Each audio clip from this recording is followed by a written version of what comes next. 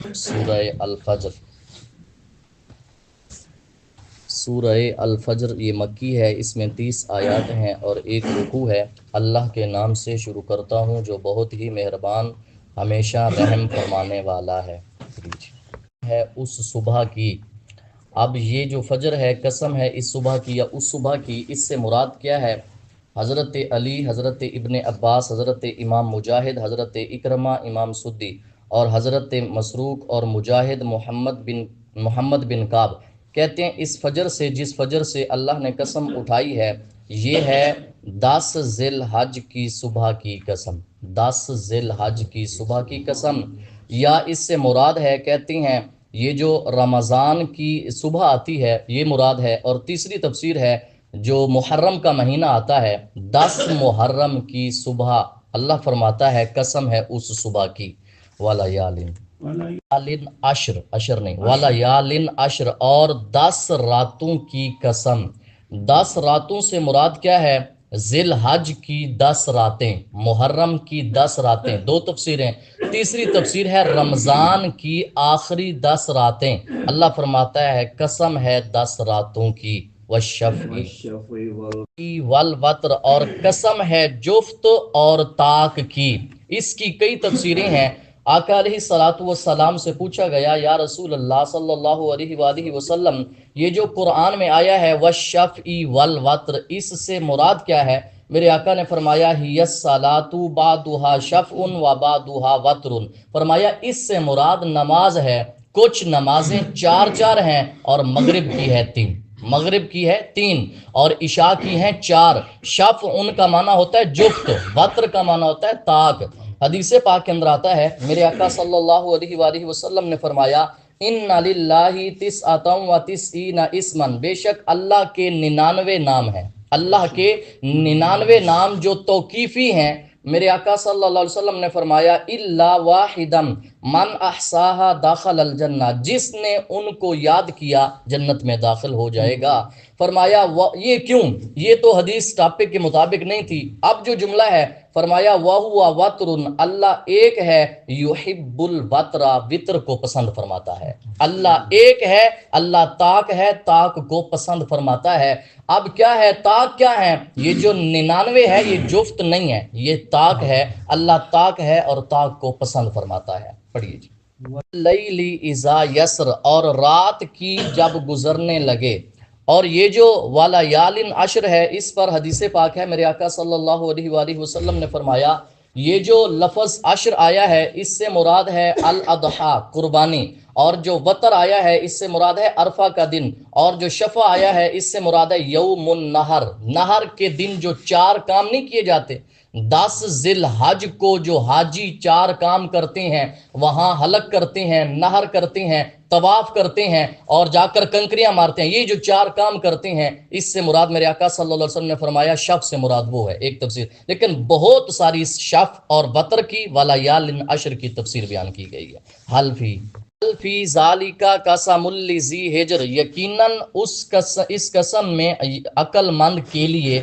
علم تارا، اس میں اٹھا کر اللہ نے کیا فرمایا؟ کیا آپ نے ملاحظہ نہیں کیا؟ کیا آپ کے رب نے کیا عاد کے ساتھ، قوم عاد کے ساتھ اللہ نے کیا کیا؟ اللہ نے یہ قسمیں اٹھا کر فرمایا ارم ذات العماد، ارم اونچے ستونوں والے. ارم جگہ کا نام ہے. اور یہاں جو عاد ہے، عاد سے مراد عاد اولا ہے. عاد اولا وہ قوم ہے جس نے اپنے نبی کو جھٹلایا اور سب کے سب ہلاک ہو گئے. جو باقی رہ گئے تھے وہ ہیں قوم ثانیہ. ایک ہے قوم اولا، قوم عاد اولا، اور ایک ہے قوم عاد ثانیہ. جو ہلاک ہو گئی وہ ہے ارم ذات العماد، وہ ہے ارم ذات العماد، اونچے اونچے ستونوں والے. التی نہیں پیدا کیا گیا جن کا مثل ملکوں میں. یہ جو آیت ہے نا، جن کا مثل ملکوں میں پیدا نہیں کیا گیا. شداد نے، شداد جو بادشاہ تھا، اس نے جو جنت نہیں بنائی تھی دنیا میں، جو اس نے جنت بنائی تھی، اللہ فرماتا ہے نہیں پیدا کیا گیا جن کا مثل ملکوں میں.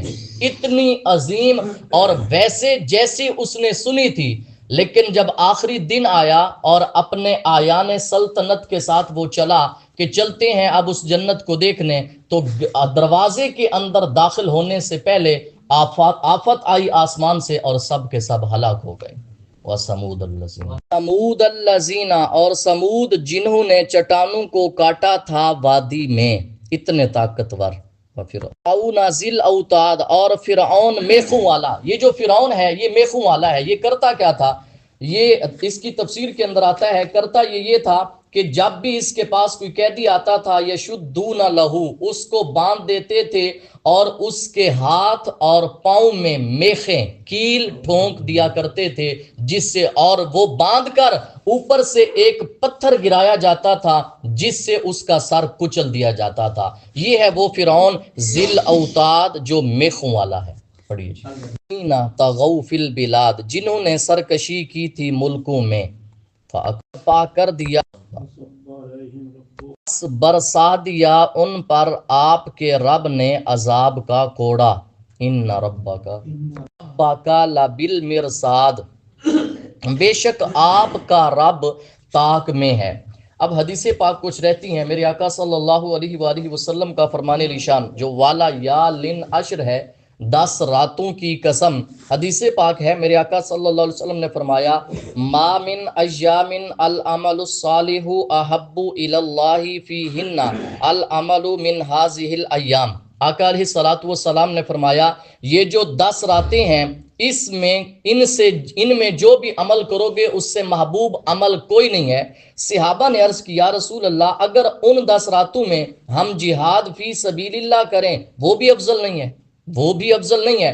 میرے آقا نے فرمایا وَلَلْ جِہَادُ فِي سَبِيلِ اللَّهِ، فرمایا جہاد فی سبیل اللہ بھی ان 10 راتوں میں افضل نہیں ہے۔ ہاں ایک شرط ہے، إِلَّا رَجُلًا خَرَجَ بِنَفْسِهِ وَمَالِهِ، ایک شخص جو اپنی جان اپنا مال لے کر گیا، ثم لم یرجع من ذالک بشیء، پھر واپس کسی چیز کے ساتھ لوٹا نہیں ہے، فرمایا یہ وہ بندہ ہے جس کا عمل ان 10 راتوں میں افضل ہے۔ گیا جہاد پر، جان بھی اور مال بھی سب کچھ گنوا آیا، میرے آقا صلی اللہ علیہ وسلم نے فرمایا یہ وہ شخص ہے جو افضل ہے۔ جب آزماتا ہے اسے اس کا رب اس کو عزت دیتا ہے اور اس پر انعام فرماتا ہے تو وہ انسان کہتا ہے میرے رب نے مجھے عزت بخشی۔ بعض دفعہ اللہ مال دیتا ہے آزمائش کے لیے اور انسان آ جاتے ہیں خود پسندی میں کہ یہ مجھ پر رب کا بڑا ہی فضل ہے۔ اللہ فرماتا ہے انسان کہتا ہے میرے رب نے مجھے عزت بخشی، میں مال دے کر اسے آزما رہا ہوتا ہوں۔ وَأَمَّا، جب اس کو آزماتا ہے، تنگ کر دیتا ہے اس پر اس کی روزی، تو انسان کہنے لگتا ہے میرے رب نے مجھے ذلیل کر دیا، مجھے غربت میں پھنسا دیا۔ یہ انسان کہتا ہے، اللہ فرماتا ہے معاملہ یہ نہیں ہے، کلا، ایسا نہیں ہے کہ تمہارے رب نے تمہیں ذلیل کیا، نہیں، بلکہ تم عزت نہیں کرتے یتیم کی۔ آقا علیہ الصلوۃ والسلام کا فرمان علیشان ہے، راوی حضرت ابو ہریرہ رضی اللہ تعالی عنہ ہے، فرمایا خیر بیت فی المسلمین بیت فیہ یتیم یحسن الیہ، فرمایا جتنے بھی مسلمانوں کے گھر ہیں ان تمام میں سے بہترین گھر وہ ہے جس میں یتیم کے ساتھ اچھا سلوک کیا جاتا ہے۔ مسلمانوں کا بہترین گھر وہ ہے جس میں یتیم کو پالا بھی جاتا ہے، اچھا اخلاق بھی پیش کیا جاتا ہے۔ فرمایا وَشَرُّ بَيْتٍ فِي الْمُسْلِمِينَ بَيْتٌ فِيهِ يَتِيمٌ يُسَاءُ إِلَيْهِ، فرمایا سب سے مسلمانوں کا شریر گھر وہ ہے جس میں یتیم ہے لیکن معاملہ اچھا نہیں کیا جاتا، معاملہ اس کے ساتھ برا کیا جاتا ہے۔ اور شان کتنی ہے یتیم کو پالنے کی، میرے آقا صلی اللہ علیہ وسلم نے فرمایا انا وکافل الیتیم فی الجنۃ ھکذا، میرے آقا صلی اللہ علیہ وسلم نے اس وسطی درمیان والی انگلی کو اور شہادت والی انگلی کو جوڑ کر فرمایا میں اور یتیم کی پرورش کرنے والا جنت میں ایسے ہوں گے، ایسے جوڑ کر فرمایا میں اور یتیم کی پرورش کرنے والا جنت میں اس طرح اکٹھے ہوں گے، شہادت والی انگلی اور درمیان والی انگلی کو جوڑ کر فرمایا۔ پڑھیے، دونا اور نہ تم ترغیب دیتے ہو مسکین کو کھانا کھلانے کی، کٹ کر جاتے ہو میراث سارا مال، اکل لما کا معنی ہے ہپ ہپ کھا جاتے ہو، یہ نہیں دیکھتے کہ یہ حلال کا ہے یا حرام کا ہے، لوگوں کا مال ایسے کھا جاتے ہو، یہ معنی ہے وَتَأْكُلُونَ التُّرَاثَ أَكْلًا لَمًّا۔ پڑھیے جی۔ محبت کرتے ہو دولت سے حد درجے کی محبت، نمازیں گئیں کوئی پرواہ نہیں ہے۔ حالانکہ حضرت یحییٰ بن معاذ فرماتے ہیں کہ مومن کے لیے اس سے بڑی مصیبت نہیں ہے کہ مومن کی نماز فوت ہو جائے، اس سے بڑی کوئی مصیبت نہیں ہے۔ تو اللہ فرماتا ہے محبت کرتے ہو دولت سے حد درجے کی محبت، کتنی محبت کرتے ہو؟ الہاکم التکاثر حتی زرتم المقابر، اتنی محبت کرتے ہو مال کی کثرت نے تمہیں ہلاک کیا حتیٰ کہ تم نے قبروں کا رخ کر لیا، قبرستان تک تمہارے جو کھوپڑی تھی وہ بھر نہیں سکی۔ پڑھیے جی کلا کوٹ کر دیا جائے گا زمین کو ریزہ ریزہ، دکن دکا، ریزہ ریزہ زمین کو کر دیا جائے گا۔ اس دن شان کیا ہوگی؟ اللہ کیسے آئے گا؟ وجاء، جلوہ فرما ہوگا آپ کا رب اور فرشتے قطار در قطار، رب ذوالجلال تشریف لائیں گے فیصلہ فرمانے کے لیے، لوگوں کے درمیان فیصلہ فرمانے کے لیے اللہ نزول فرمائے گا اور فرشتے قطار در قطار آئیں گے۔ یہ وہ دن ہوگا جس دن حضرت آدم سے لے کے حضرت عیسیٰ تک لوگ سب کے پاس جائیں گے اور سب یہ کہیں گے لستو بصاحبی ذاکم، آج میں تمہارے اس کام کے لیے نہیں ہوں۔ حضرت آدم سے حضرت عیسیٰ تک ہر ایک نبی کہے گا، اولو العزم نبی جو ہیں حضرت آدم، حضرت نوح، حضرت موسیٰ، حضرت عیسیٰ، یہ اولو العزم میں سے ہیں، بڑا رتبہ ہے ان کا قرآن میں۔ تو کہتے ہیں یہ بھی کہیں گے کہ آج ہم تمہارے لیے اس مقصد کے لیے نہیں ہیں۔ کہتے ہیں حتی تنتہی النوبۃ الی محمد صلی اللہ علیہ وسلم، باری رسول اللہ تک پہنچے گی، باری رسول اللہ تک پہنچے گی۔ جب پہنچے گی تو میرے مصطفیٰ فرمائیں گے آنا لہا، آنا لہا، فرمائے میں ہوں ہی تمہاری شفاعت کے لیے، آنا لہا، میں ہوں ہی اس مقصد کے لیے۔ فَيَذْهَبُوا، میرے آقا صلی اللہ علیہ وسلم تشریف لے جائیں گے، فَيَشْفَعُوا عِنْدَ اللَّهِ تَعَالَى فِي أَنْ يَأْتِيَ لِفَصْلِ الْقَضَاء، تو میرے آقا صلی اللہ علیہ وسلم اللہ کے ہاں شفاعت کریں گے اور آقا علیہ الصلوۃ والسلام کی شفاعت قبول کی جائے گی۔ تو یہ ہے قرآن، پڑھیے جی۔ جب رب آئے گا ساتھ دوسرا کیا آئے گا؟ اور لائی جائے گی اس دن جہنم، اس دن سمجھ آئے گی انسان کو، لیکن کیا اسے اس سمجھنے کا؟ جب سمجھ آئے گی تو سمجھنے کا فائدہ نہیں ہوگا، جب سمجھ آئے گی سمجھنے کا فائدہ نہیں ہوگا۔ آج لے ان کی پناہ، آج مدد مانگ ان سے، کل نہ مانیں گے قیامت میں اگر مان گیا۔ ہم مان جائیں گے لیکن پھر وہ رب نہیں مانے گا۔ پڑھیے جی۔ قدمت لحیاتی، کہے گا کاش میں نے آگے بھیجا ہوتا اپنی زندگی کے لیے۔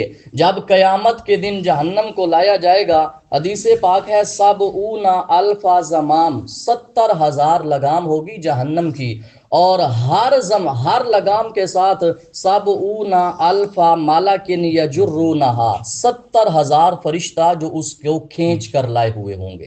70,000 لگام، ہر لگام کے ساتھ 70,000 فرشتہ جو جہنم کے ساتھ آئے گا۔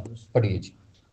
فَيَوْمَئِذٍ لَا يُعَذِّبُ عَذَابَهُ أَحَدٌ، اس دن نہ عذاب دے سکے گا اللہ کے عذاب کی طرح کوئی، اللہ کے عذاب کی طرح کوئی عذاب نہ دے سکے۔ اب پیچھے جو آیت نہیں پڑھی، کاش میں نے آگے بھیجا ہوتا اپنی زندگی کے لیے۔ آقا علیہ الصلوۃ والسلام نے فرمایا لو ان عبدا خر علی وجہہ من یوم ولد الی ان یموت فی طاعت اللہ، فرمایا انسان پیدا ہونے سے مرنے تک اللہ کی اطاعت میں سر سجدے میں گرائے رکھے، سر سجدے میں گرائے رکھے، لاحقرہ یوم القیامہ، ساری زندگی سجدے میں پڑا رہے، قیامت کے دن تب بھی اپنے آپ کو حقیر جانے گا۔ کیا کہے گا؟ یا لیتنی قدمت لحیاتی، اور میرے آقا صلی اللہ علیہ وسلم نے فرمایا والا ود انہ یرد الی الدنیا، خواہش کرے گا دنیا کی طرف لوٹایا جائے تاکہ میں اجر و ثواب میں مزید اضافہ کر سکوں۔ یہ انسان کہے گا۔ پڑھیے۔ سکو وساکہ احد، اور نہ باندھ سکے گا اس کے باندھنے کی طرح کوئی۔ پڑھیے۔ یا ایتھا النفس المطمئنہ، اے نفس مطمئن، پڑھیے، واپس چلو الی ربی کی، اپنے رب کی طرف، راضیتن، اس حال میں کہ تو راضی، مردیتن، وہ رب تجھ سے راضی، فادخلی، ہو جاؤ میرے بندوں میں، یہ جب آیت اتری نا فقال ابو بکر رضی اللہ عنہ، حضرت ابو بکر صدیق نے عرض کی یا رسول اللہ صلی اللہ علیہ وآلہ وسلم ان ھذا لحسن، اللہ نے یہ کتنی پیاری آیتیں اتاری ہیں۔ کون سی؟